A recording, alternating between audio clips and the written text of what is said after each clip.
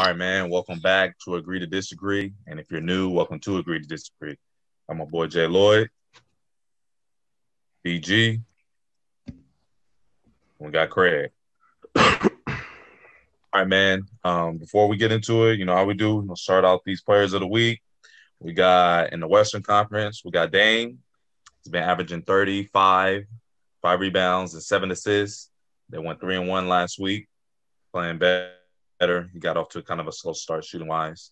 In the Eastern Conference, obviously, Kevin Durant been playing like a monster. 34 points a game, 5 rebounds, 8 assists, and Brooklyn was 3-0 last week. But speaking of Brooklyn, man, Kyrie Irving is back. So he's had his first interview since he kind of fell off the grid. So I want to play a little clip of that, and then you guys tell me your thoughts on it. Feel like you can still find your joy playing basketball. Thing that is pretty interesting in watching when you take a break from everything. There's just so many assumptions about what's going on, and so many people feel like they know me best. They have no idea who I am, nor what I'm about, or what I stand for, or even attempt to take the time, or even for me to invite them to take the time. So it's a two-way street. And when things become overwhelming in life, you just got to take a step back and realize what's important. And I love to play. It's never been questioned. I've committed myself, when this wasn't even a thing for me.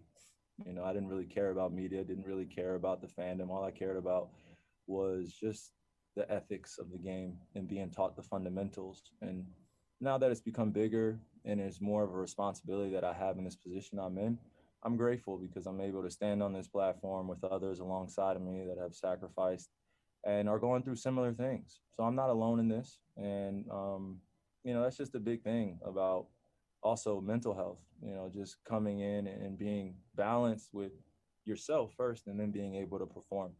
So what do you think about that, Jay? I'm divided, man. I mean, at the end of the day, these dudes are human beings. And I think sometimes we look at them as athletes and forget that they're human beings, man. They go through the same ups and downs as we go through. So what he's going through, I'm praying for him. I mean, I'm sensitive to what he's going through. I just think he could have done a better job of communicating that to the franchise. That was the only thing I feel like I had an issue with. Like if they say they now they're kind of saying they knew, but they didn't know initially what was going on. I feel like if he had kind of communicated to them initially what was going on, what he was going through, then yeah, man. I mean, obviously at the end of the day, you want to show up for work, but things happen. But to just not show up and no one really knows what's going on, there's some accountability things that I feel are lacking. But at the end of the day, too, man, watching it though, I just felt bad for him, man, because you could see, to me, the sadness,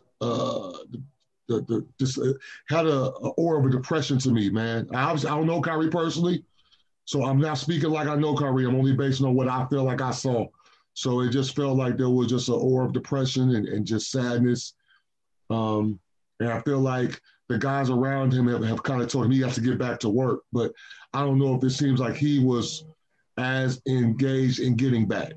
So praying for him, though, for real. Yeah, I think you chose the right word when you said aura, man. I felt it. I felt that aura too. And just to look in his eyes, you know what I'm saying? You could just feel it. So, like you said, Jay, praying for him too. But what you got for me, BG? It's tough, man. But I'm like, I don't even know what to say because Jared kind of took everything, I was thinking of as well. But to me, it's like I respect him as a man for him to come out and be that vulnerable, right? Obviously, everybody, what they go through, everybody deals with their own things differently. I'm with Jay 100% on you got to be accountable and you got to be a professional, right? You're getting paid millions of dollars.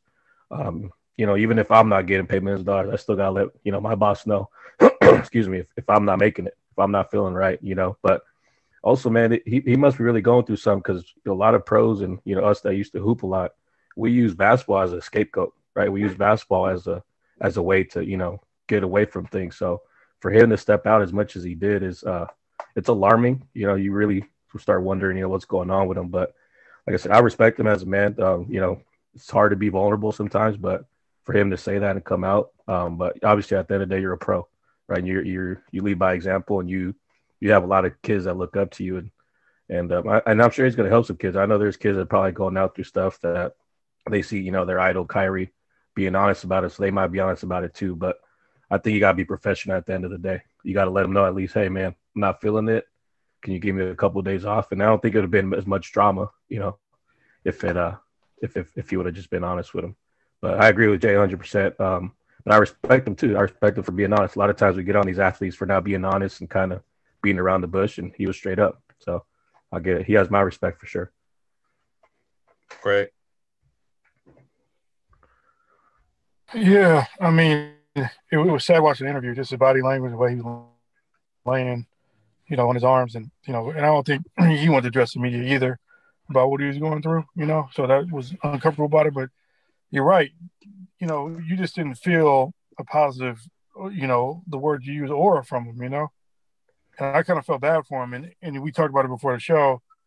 He made a comment when he said, you know, there's a real world out there aside from basketball. He said, you know, you play basketball, you feel like the world's on your shoulders. And I know, Brian, you said that a lot of people use basketball as an escape, but for him, he might be burnt out because that's his job, like other people have regular jobs, you know? Yeah. So it looks like he needed a break, man. And you're right about him not communicating with the franchise because it kind of leaves the door open. Okay, is he going to pull this again? You know, is he motivated to play? Like you said, John, does he have pressure to come back? You know, as a teammate or as a coach, you feel pressure to do things you don't want to do. And I thought about something. I'm going to go out on a limb here. You know, I applaud him for doing what he did socially, but also, too, I don't want to leave out the fact that everybody's feeling kind of bad right now, given what we're going through in society with, you know, with the virus and stuff like that. So I think that across the board, you know, you automatically feel a certain kind of way. But I'm kind of feeling like Kyrie might be one of them dudes, man, where I wouldn't be surprised if he retired early. You know what I'm saying? Like, if the game is not fun for him or he continues to have issues, I don't see him as the type of dude. He might finish the season out and not want to play anymore, but I just don't see him playing until he's 35 like LeBron or Kareem or something like that if he has the type of issues that you know, we think he may have. But, you know, I hope the best for him, man. My thing is I want to see how he's going to play. That'll really determine where he's at the next couple of games. It'll determine – I mean, there's a lot of changes, you know, with Harden there. You know, is he motivated? Does he really want to win? So I'm going to really be focused on how he looks on the court the next 5 or 6 games to really determine, you know, what the rest of the season is going to be like for the team. Yeah, and it's tough, man, because people have been real critical of him, and myself included. And listening to his interview, you kind of forget sometimes, like, that there's a whole nother world going on out there. But we remember when something happens, we're reminded of it. And you can tell that he has a big heart. All the stuff he does for the communities, is a list of things. So I feel like when some things do happen, when you got a big heart like that, it's going to hit you a little different.